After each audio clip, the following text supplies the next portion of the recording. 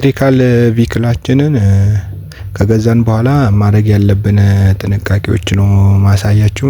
ቻርጀር ስናሰራ ስንገዛ አጠቃቀሙን ማድረግ ያለብን ጥንቃቄ፣ እንደዚሁም ምን አይነት ቻርጀር ማሰራት እንዳለብን፣ ፋስቱ ስሎም ይሆንብን የተለያዩ ችግሮች ለረጅም ጊዜ መኪናችንም ሳይጎዳ እንዲቀጥልልን በቪዲዮ ሙሉ አጠቃቀሙና ማሳያችሁ ነው የሚሆነው። ያው ለመኖሪያ ቤታችን ሲሆን እንደዚሁም ደግሞ ለፋስት ስቴሽኖች ሲሆንም ይለያያል። የተለያዩ እንደ ቦታ ይወስናል። እንደዚሁም አፓርትመንት እና ሆቴል ላይ ሲሆን ይለያያል ማለት ነው። 7 ኪሎዋት አለ፣ እንደዚሁም ደግሞ 13 ኪሎዋት አለ፣ እንደዚሁም 11 ኪሎዋት እንደተለያየ ቦታ ይሆናል ማለት ነው። አሁን ለቤታችን የምንጠቀመው ደግሞ 7 ኪሎዋት ይሆናል ማለት ነው። 7 ኪሎዋታችን ስንጠቀም ሲንግል ፌዝ ነው የሚያስፈልገን ማለት ነው። ደብል ፎር ብሬከር ያስፈልገናል። እርዝ ሊንኬጅ፣ እንደዚሁም አርዚንግ ሮድ እና ኬብል ሳይዛችን አሪፍ መሆን አለበት ማለት ነው። 20 ሜትር ከሆነ ባለ 6 2 በ6 እናደርጋለን። እንደዚሁም 1 በ6 ደግሞ ለግራውንዲንግ እንጠቀማለን ማለት ነው። ሌላው ደግሞ እርዝ ፕሮቴክተር ነው፣ እሱም ያስፈልገናል ማለት ነው። መብረቅ የተለያዩ ኦቨርሎዶች በሚኖር ሰዓት እሱን 5 ኪሎዋት ቻርጀር አለ፣ 7 ኪሎዋት እንደዚሁም ደግሞ 11 ኪሎዋት እያለ 22 ኪሎዋት የሚል አለ። እንደገና ደግሞ ከ120 ጀምሮ ደግሞ እስከ 350 አለ። እነሱ ዲሲ ናቸው ማለት ነው። 5 ኪሎዋቱ ከ8 እስከ 10 ባለው ሰዓት ይፈጅብናል ማለት ነው ፉል ለማድረግ። ስለዚህ ረጅም ሰዓት ይጠበቅብናል ማለት 7 ኪሎዋቱም እንደዛ ነው ማለት ነው። ከ8 እስከ 10 ባለው ነው ለመሙላት የሚፈጅበት። ያው እንደ ባትሪ መጠንና እንደ መኪናው ሞዴልነት ይለያያል። አብዛኛው ከ5 እስከ 6 ባለው ነው ማለት ነው። 7 ኪሎዋት እና 5 ኪሎዋት ቤታችን ባለው ቆጣሪ መስራት ይችላልናል ማለት ነው።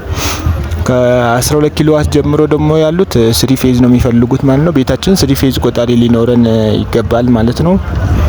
ሌላው ደግሞ ፋስቶቹ እና 22 ኪሎዋት እና ከዛ በላይ ያሉ 150ዎቹ ስቴሽን መኖር አለበት ማለት ትልልቅ ቮልት ስለሚፈልጉ ትልልቅ ዲሲ ነው የሚሰሩት። ፋስት ናቸው ግን ለመሙላት ከ30 እስከ 100% ለማለት 1 ሰዓት ከ15 ደቂቃ ውስጥ ኦልሬዲ ፉል ይሆንልናል ማለት ነው። በጣም ፋስት ነው። ስለዚህ ደግሞ ያው ፋስት ኪሎዋቱ ማግኘት ብቻ ሳይሆን መኪናችን ላይ ደግሞ አሁን ማይቀበሉ አሉ፣ 7 ኪሎዋት ብቻ የሚቀበሉ አሉ። እንደ መኪናው እንደ ሞዴሉ ይለያያል ማለት ነው እና እንደ ኮስታቸው ነው ማለት ነው።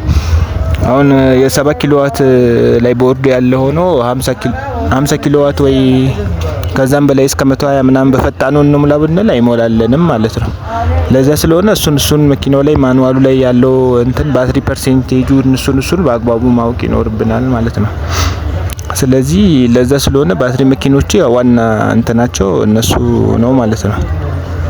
ስለዚህ የሚሞሉበት ቻርጅ ነው ማለት ነው። ነዳጅ ማደያ ላይ ቶሎ እንሞላለን፣ ግን ኤሌክትሪክ ቻርጅ ላይ ይሄ ነው። ግን ሀገራችን ደግሞ የኤሌክትሪክ ሲቲ ስላለን እሱ ደግሞ ብዙ ያው የመሙያ ሰዓቱ ነው በፈጣን አንዳንዴ አስቸኳይ በሚሆን ሰዓት ፈጣን ቦታዎች ስቴሽኖች መጠቀም ይኖርብናል ማለት ነው። ግን እሱም ሞዴላቸው ይወስናል። እንደ መኪናው አይነት ፋስት ሰፖርት የማያደርጉ ከሆነ ያው ቀስ እያሉ ነው የሚሞልልን ማለት ነው። ከ7 እስከ 8 ሰዓት የሚያስጠብቀን ሊኖር ይችላል። ከ6 እስከ 8ም ቻርጅ ማድረግ ይኖርብናል ማለት ነው። ሌላው ደግሞ ያው ቻርጀር ስቴሽን ያለበት አካባቢ ከተማ ላይ ካልሆነ ክፍለ ሀገር ላይ ያው ስቴሽን ብዙም የለም። መብራትም ኤሌክትሪክ ሲቲም ብዙ ስለማይኖር ለክፍለ ሀገር ምናምን እንጂ ለከተማ አሪፍ ነው መብራት እንደፈለግን ስላለ እሱም ስለሚኖር ሞር አድቫንቴጅ አለው ማለት ነው። ሌላው ደግሞ ያው የመኪናቸው ብራንዶች ምናምን አብዛኛው እኛ ሀገር የተለመደው BYD ስለሆኑ ያው እነሱን መጠቀም ትችላላችሁ። ሌላው ደግሞ ፋስት ስቴሽኖች ላይ በመሞላበት ሰዓት ያው ክፍያውም እንደዛው ይጨምራል ማለት ነው። 3 እጥፍ ምናምን ይጨምራል ማለት ነው። ውድ ነው የሚቀበሉን ስቴሽን ላይ። ከነዳጅ አንፃር ርካሽ ነው፣ ግን ያው እኛም ሀገር እንደምታውቁት ነው ስቴሽን ላይ ስንሞላ ያው ከፍ ያለ ብር ነው የምንጠየቀው ማለት ነው። ዋጋው ይጨምራል። ያ ደግሞ እንደ አንድ አድቫንቴጅም ዲስአድቫንቴጅም ነው። ያው ክፍያው ነው ማሰብ ያለብን ማለት ነው። ያው ሌላ ደግሞ ያለው ጥቅም ስንመለከት እንግዲህ ለስፔር ብዙ ወጪ የለብንም። አንድ ዘይት ፊልትሮ ምናምን የመሳሰሉ ነገር አይኖረውም ማለት ነው። ሌላው ደግሞ ከቆምንበት ስንነሳ ፈጣን የሆነ ፓወር ስለሚያስተላልፍልን ብዙ ጊዜ ወጪም የለብንም። አነስተኛ የሆኑ ሰርቪሶች ነው እንጂ እንትን የለውም ማለት ነው። ያው አብዛኛው ጊዜ ደግሞ ሌላ ጥቅሞቹ ወጪ ቆጣቢ ነው። ስንገዛ ውድ ነው እንጂ ከዛ በኋላ ብዙ የምናወጣው የለም ማለት ነው። በየጊዜው ነዳጅ የለብንም።